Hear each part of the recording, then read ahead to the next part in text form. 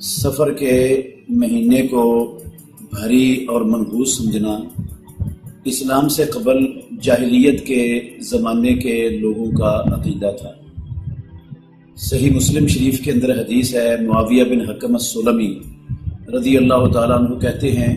کہ ہم نے رسول اللہ صلی اللہ علیہ وسلم سے پوچھا، جاہلیت میں ہم کچھ کام کرتے تھے، ہم کاہنوں کے پاس جایا کرتے تھے، آپ نے فرمایا ان کے پاس مت جایا کرو۔ ہم بدشگونی لیتے تھے، آپ نے فرمایا یہ تمہارے بعض کے دلوں کا خیال ہے، اس کے پیچھے مت چلا کرو۔ یہ اس سے معلوم ہوتا ہے کہ یہ سفر کے مہینے کو منحوس سمجھنا، اس کو بھاری سمجھنا، یہ جاہلیت کا عقیدہ ہے۔ بہت سے مسلمان بھی آج یہی سوچ اور نظریہ رکھتے ہیں، اس مہینے کو بھاری سمجھتے ہیں، اس میں شادیاں نہیں کرتے، اس میں وہ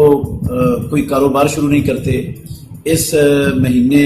کے اندر شروع ہونے والے کام میں وہ نقصان کا عقیدہ رکھتے ہیں کہ اس میں نقصان ہی نقصان ہے، اس میں فائدہ نہیں ہوگا، اور اس مہینے کو جو ہے نا وہ بھاری سمجھتے ہیں، جبکہ اس کو نفع نقصان کا سمجھتے ہیں کہ اس کے اندر نفع نقصان جو بندے کو پہنچتا ہے وہ مہینے کی وجہ سے پہنچتا ہے۔ حالانکہ مسلمانوں کا عقیدہ یہ ہے کہ نفع اور نقصان اس کا اختیار صرف اللہ رب العالمین کے پاس ہے، اللہ کے سوا نفع نقصان کے اختیار کا مالک ہی کوئی نہیں۔ عبداللہ بن عباس کو رسول اللہ صلی اللہ علیہ وسلم نے کہا تھا، اگر ساری امت کے لوگ،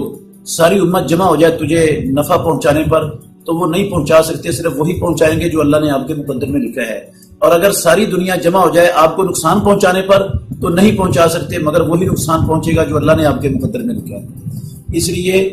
مسلمانوں کو قطعاً یہ جاہلیت والا سوچ اور نظریہ اور عقیدہ نہیں رکھنا چاہیے کہ یہ مہینہ بھاری ہے، اور نہ اس مہینے کی وجہ سے کسی کاروبار کو شروع کرنے سے رکنا چاہیے، نہ شادی سے رکنا چاہیے، نہ اس مہینے کے اندر پہنچنے والے نقصان کو جو ہے نا یہ سمجھنا چاہیے کہ یہ سفر کی وجہ سے پہنچا ہے۔ سفر کا مہینہ ہو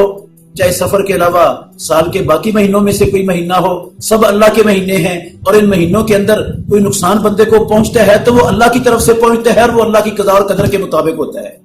اس لیے جو ہے نا یہ نظریہ اور یہ عقیدہ، اس کو منحوس سمجھنے والا یہ درست نہیں ہے۔ رسول مکرم صلی اللہ علیہ وسلم نے فرمایا، ابو ہریرہ رضی اللہ عنہ کہتے ہیں کہ جاہلیت کے اس عقیدے کی نفی کرتے ہوئے اللہ کے نبی نے کہا، کوئی بیماری متعدی نہیں ہوتی، اور نہ ہی کسی پرندے کو منحوس سمجھنا چاہیے، اور نہ سفر کے مہینے سے بدشگونی لینی چاہیے۔ یہ حدیث صحیح سند کے ساتھ رسول اللہ صلی اللہ علیہ وسلم کا فرمان موجود ہے، بلکہ سنن ابو داؤد کی ایک روایت میں ہے، آپ نے اس کو شرک قرار دیا ہے۔ آپ نے فرمایا، التجارۃ شرکن، التجارۃ شرکن، التجارۃ شرکن، بدشگونی لینا، کسی چیز کو منحوس سمجھنا اور خیر و برکت سے خالی سمجھنا، یہ شرک ہے۔ تو مسلمانوں کو چاہیے اس شرکیہ عقیدے سے توبہ کریں، اس سے باز آئیں، اور اس کو خیر و برکت سے خالی اور منحوس اور بھاری سمجھنے کا جاہلیت والا عقیدہ چھوڑ کر اللہ پر توکل کریں، بھروسہ کریں اور اعتماد کریں۔ جو نقصان، اور یہ عقیدہ رکھیں کہ نقصان کا مالک صرف اللہ ہے، اللہ نے کسی مخلوق کو